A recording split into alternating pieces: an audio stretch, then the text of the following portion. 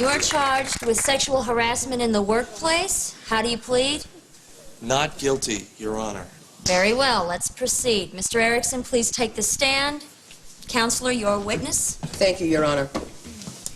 Mr. Erickson, do you think it's appropriate to use foul language in the workplace? No, I definitely do not. And yet you use foul language in the workplace constantly. Well, I think it's just a misunderstanding. Well, we'll see about that, Mr. Erickson. My client alleges that you are fond of referring to your penis right in front of her during work hours. Now, how do you respond to that? Well, I think that's a cock and bull story. Now, did your supervisor, Michael Hawk, ever approach you about this matter? Yes, I had a very long discussion with my cock. And when did this alleged incident take place?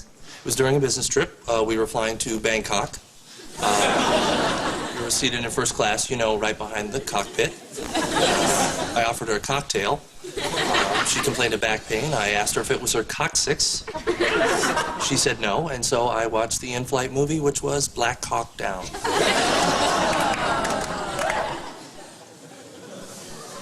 Your witness.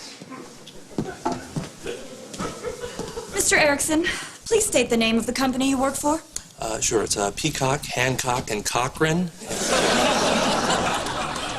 That's a mouthful. And you actually hold more than one position at the company, correct? Yes, unfortunately, our staff has a lot of cracks and holes that need to be filled. Objection, Your Honor. Listen, the defendant and his attorney are clearly toying with this court. I mean, how long do we have to put up with the charade? But, Your Honor, we haven't even gotten to our countersuit. A countersuit? On what basis? Your Honor, my client's reputation is something you cannot snatch. Now, I know things in court can get very hairy, but I have barely opened my lips. If time is an issue, I could give my argument a trim. Counselor, you're really having a ball with all of this wordplay, aren't you? Well, if you think you can get away with it, you're nuts, because I'm beginning to feel a bit testy. I find the defendant guilty and I sentence him to be hung. That is fun. Of course. Now,